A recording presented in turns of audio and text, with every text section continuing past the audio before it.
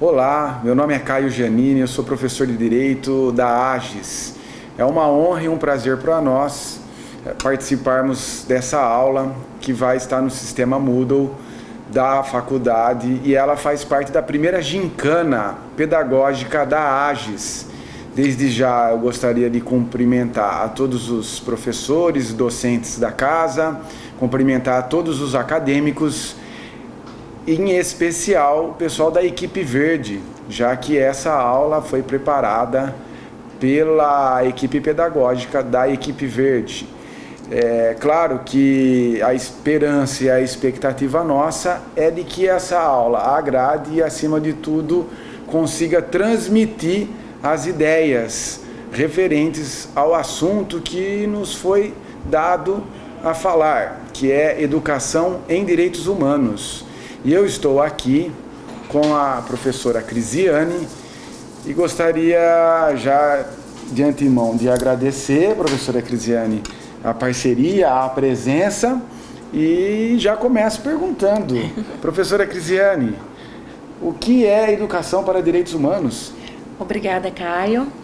Eu gostaria de dar saudações a todos, especialmente à equipe verde. É um privilégio poder estar aqui hoje falando com vocês sobre direitos humanos, especialmente sobre a educação para os direitos humanos. Do que se fala quando estamos falando em educação para os direitos humanos? É o conjunto de atividades destinadas à capacitação e difusão de uma cultura voltada para os direitos humanos, de uma cultura voltada para o respeito à dignidade da pessoa humana. Interessante, a dignidade da pessoa humana. Mas o que é a dignidade da pessoa humana, professora? Boa, professora. A dignidade da pessoa humana é o fundamento dos direitos humanos. O que significa isso? Significa que todo ser humano, pelo simples fato de ser um ser humano, tem dignidade. Ele não tem um valor, ele não tem um preço, e por isso eu não posso comprar, eu não posso escravizar, eu não posso subjugar um ser humano. Ele tem dignidade. Isso significa que não pode ser atribuído nenhum valor e tem que ser dado total e integral respeito a todo e qualquer ser humano, independente, professor, da situação financeira, da situação econômica, da raça, do credo, da cor. Todos são iguais perante a legislação, e isso decorre desse princípio que é a dignidade da pessoa humana. Essa dignidade, ela possui duas acepções, uma acepção protetiva e outra autonômica. O que significa isso? Essa dimensão autonômica é o que permite que cada ser humano regre a sua própria vida consoante os seus valores e os seus princípios. E a dignidade, a versão protetiva, a acepção protetiva da dignidade da pessoa humana está diretamente relacionada com a proteção que é dada a esse indivíduo para que ele possa, então, exercer plenamente essa dimensão autonômica. É claro que se isso está pautado para todo e qualquer indivíduo, às vezes um comportamento de um determinado ser humano pode acabar invadindo a esfera pessoal de outro ser humano. Então nós temos que ter todo um cuidado de estar sempre em equilíbrio entre essas duas dimensões. O meu comportamento, a minha autonomia vai até aonde vai o direito do outro. Eu não posso violar direitos de outra pessoa em prol de realizar o que eu bem entendo. Em decorrência disso, passou-se a discutir, então, quais seriam esses direitos humanos, o que vem a ser esses direitos humanos. E nós passamos por vários momentos, professor Caio, por vários momentos diferentes na história em relação a isso, mas um ponto muito importante é a Segunda Guerra Mundial, porque após a Segunda Guerra, com todas as atrocidades que ocorreram em decorrência do Holocausto, passou a se discutir então, e é claro que a gente tem que olhar para isso sempre como uma justiça dos vencedores, não é? Porque o que veio pós-Segunda Guerra veio a partir dos países que venceram a guerra, mas passou a se ter toda uma preocupação com a vítima. Não se gostaria que a humanidade viesse a vivenciar novamente uma violação daquela natureza ou daquela dimensão. E aí, a partir daí, começou toda uma preocupação dos povos se unirem, das nações se unirem, para criar uma carta, uma declaração, algo que passasse a estabelecer quais seriam os direitos que seriam importantes para a humanidade como um todo respeitar. E no decorrer dessa evolução histórica, emerge a ONU, a Organização das Nações Unidas, e em 1948, a Declaração Universal dos Direitos Humanos, que se baseia muito no que era a Declaração dos direitos do homem já com um certo caminho já e trajetória histórica. Que bacana essa questão da história dos direitos humanos, mas ainda assim eu pergunto, os direitos humanos se aplicam somente a essas pessoas ou aquelas populações que eventualmente enfrentaram algum problema relacionado à guerra, ou ela existe uma aplicação maior alcançando todos nós? Muito obrigada, professor, por essa pergunta, porque é um tema extremamente pertinente. Os direitos humanos são ditos universais. O que significa? Eles não se destinam a uma minoria, a um grupo isolado, eles se destinam a todos os seres humanos.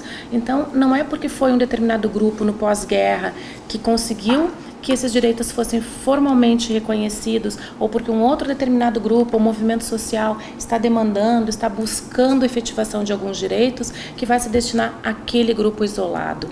E aqui é muito importante, eu vou aproveitar que o senhor me fez essa pergunta, professor, porque os direitos humanos, eles se referem à escala internacional, mas as constituições da maioria dos países que têm um Estado democrático de direito, que estão dentro da lógica do direito ocidental, se orientam por esses mesmos direitos humanos. O que acontece? Na esfera internacional, eles recebem o nome de direitos humanos, quando positivados nas cartas constitucionais, eles passam a ser denominados direitos fundamentais. No caso brasileiro, eles vêm em larga escala rolados ao longo do nosso artigo 5º, mas não só, é o principal rol que nós temos, mas não só, quando se refere a direitos da criança e do adolescente, nós temos artigos dispersos, depois no 227 e 228, que o professor Cabral pode melhor do que eu falar daqui a pouco, não é, professor, sobre isso, mas nós temos que ter uma atenção muito interessante aqui, um ponto muito relevante.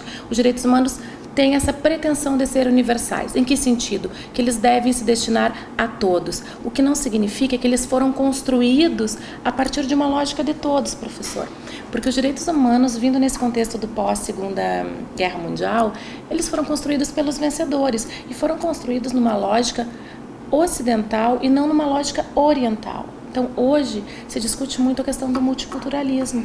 Como que esses direitos humanos conseguem se destinar ao globo como um todo, numa lógica que nós vivemos hoje de sociedade global. Como que esses direitos humanos, que vêm lá de uma lógica europeia, de uma lógica eurocêntrica, fundado no pós-Segunda Guerra Mundial, se destinam a todos? Esse, para mim, é um dos grandes desafios que nós enfrentamos em relação aos direitos humanos.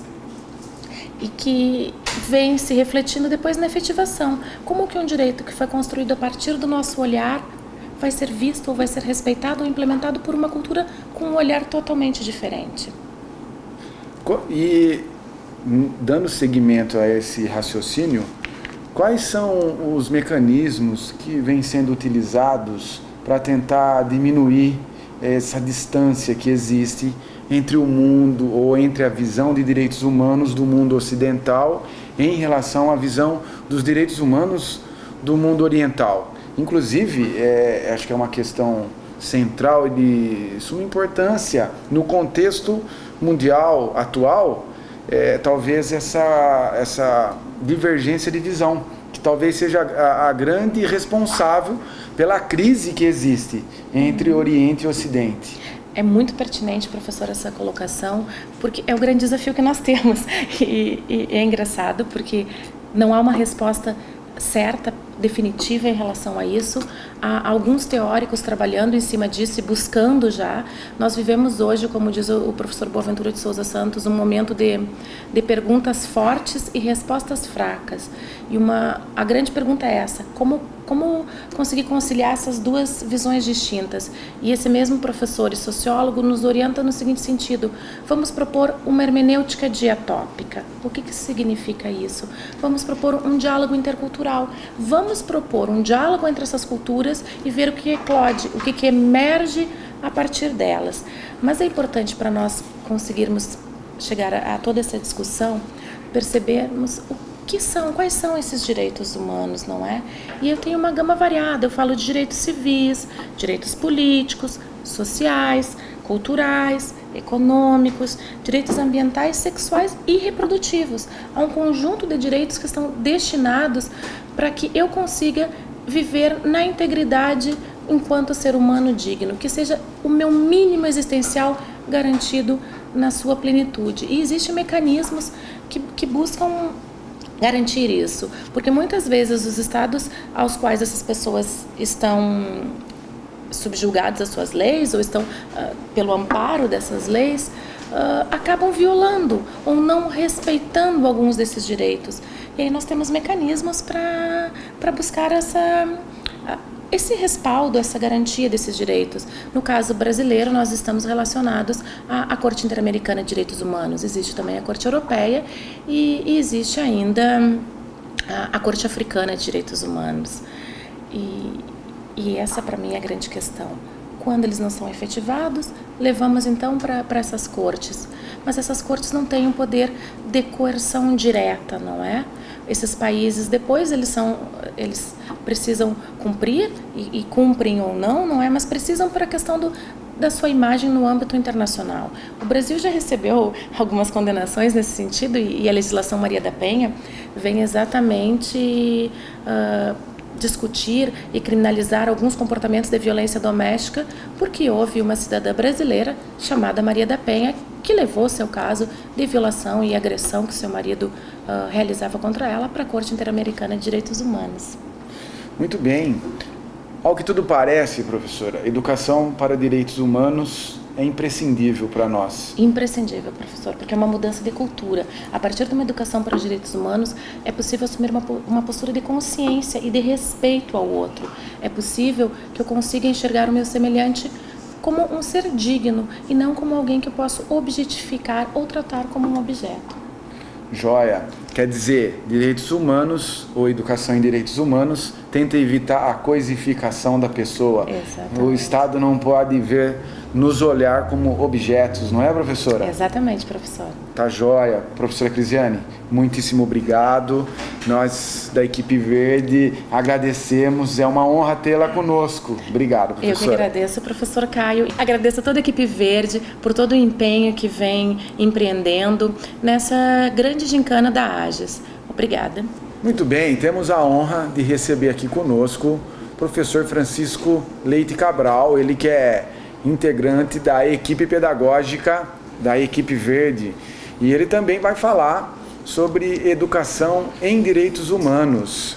Professor Cabral, é uma honra tê-lo aqui, e eu já começo provocando o senhor, porque até agora de pouco a professora Crisiane nos disse sobre o que é educação em direitos humanos, aonde que está previsto, por que ele surgiu, da sua necessidade, e ela nos falou que o artigo 5º da Constituição Federal contempla os direitos fundamentais, onde estaria ali vários direitos humanos. Eu sei que tem os direitos sociais que acabam encampando também, e que existem outros artigos dentro da Constituição Federal que tratam de assuntos relacionados a direitos humanos.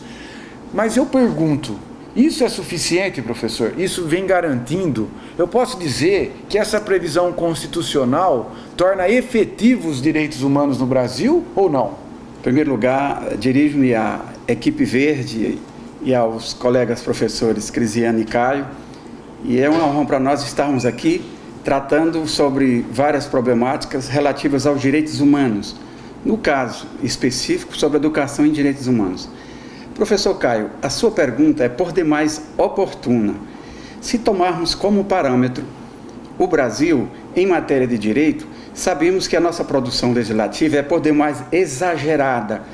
E se formos aí colocar os tratados internacionais, convenções, complicam um pouco mais. Em que sentido?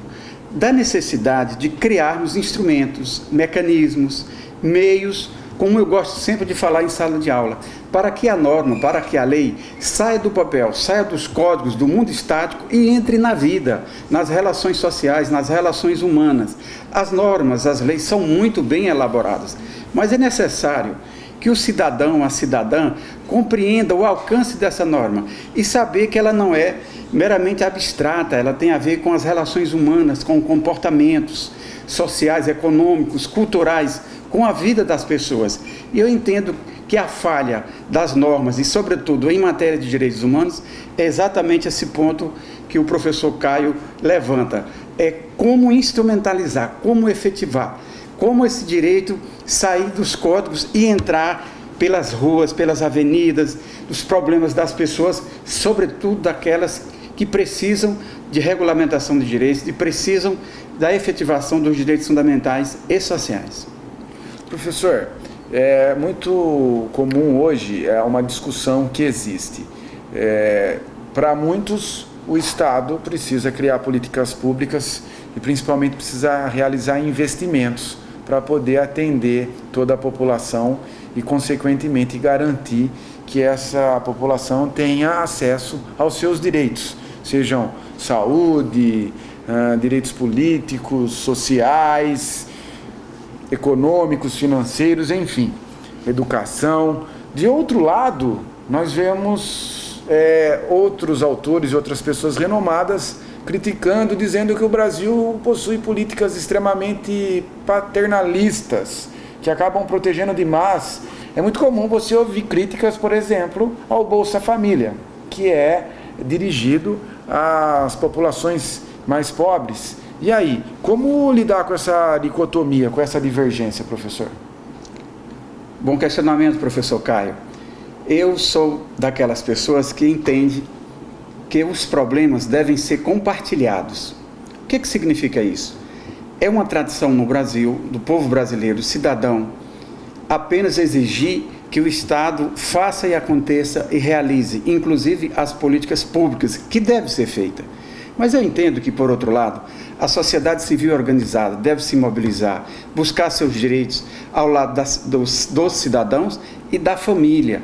Essa história de ficar só apenas pedindo que o poder público, nas 3 esferas, nas 4 esferas, a União, os Estados, os municípios, o Distrito Federal, criem políticas públicas, sobretudo aquelas de menor alcance, que são as chamadas políticas sociais, não resolve o problema. Por quê, professor Caio e equipe verde?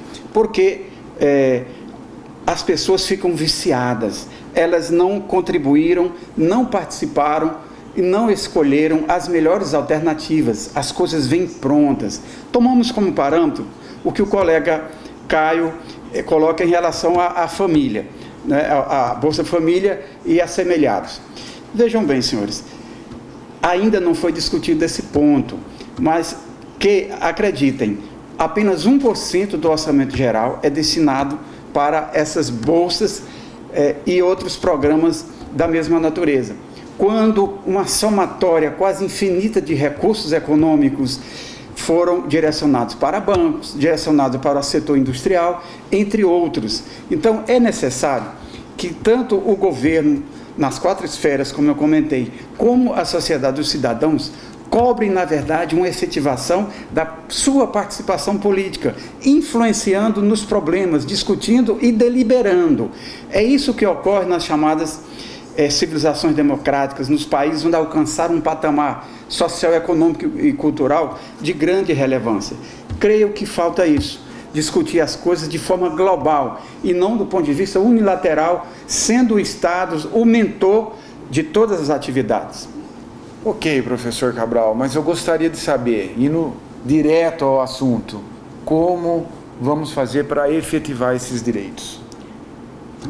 Muito bem, professor Caio, e a presença da professora Crisiane, que muito nos honra e enriquece o debate. Essa que é outra questão-chave. Por exemplo, se tomarmos como parâmetro o município de Juína, o que deveria ser feito? Em primeiro lugar, o poder público chamar a sociedade, chamar cada cidadão para discutir de forma ampla e profunda as questões educacionais, ambientais, as questões salariais, segurança pública, e isto não é feito, é discutido de forma muito isolada, o cidadão, na verdade, não é realmente convocado para debater, e aí tem uma outra consequência grave. Qual é a consequência? É que os programas são paliativos, porque eles não estão enraizados numa discussão profunda, onde o cidadão, na verdade, como eu falei no começo, possa deliberar. Um exemplo que poderia ser dado seria integrar essas políticas num rumo mais avançado de políticas públicas, como educação, saúde, em que cada cidadão se sentisse contemplado e que, por outro lado, pudesse fiscalizar todos os recursos. Exemplo, cada cidadão poderia participar dos debates da Câmara Municipal, saber e conhecer o orçamento, quanto é destinado para educação e saúde, etc. Mas eu volto a pergunta ao professor Caio e uma reflexão para os membros da equipe verde. Quem faz isso? Isso deve ser levado em consideração. Ou seja, Dona Maria que mora no bairro, em determinado bairro, em determinada localidade juína, que ela seja convidada, que ela participe, que ela coloque essa opinião. Mas no Brasil, sobretudo as elites, parece que tem vergonha do povo, do cidadão, porque é uma forma das informações e do conhecimento não chegar até o cidadão. Ou seja, vale a pena lutarmos, integrarmos essas políticas e que o futuro será melhor. Ok, muito obrigado, professor Cabral.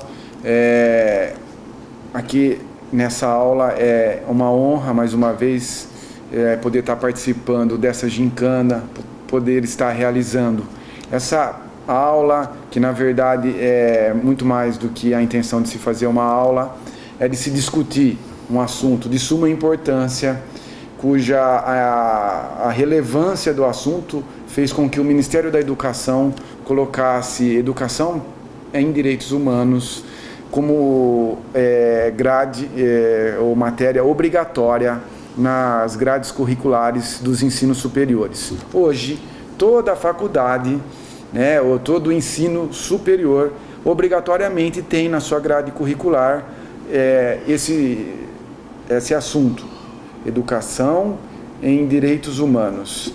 É importante saber, queridos acadêmicos, que todo o sistema, que tudo que existe gira em torno e é feito para o ser humano, que nós temos que proteger o ser humano, que essa é a intenção da humanidade, não é de aniquilar, não é de acabar, não é de realizar atividades que acabem atingindo essa ou aquela população, ainda que nós não concordemos com muito do que se acontece, com algumas visões, questões culturais, nós temos que aprender a respeitar, acima de tudo, o próximo.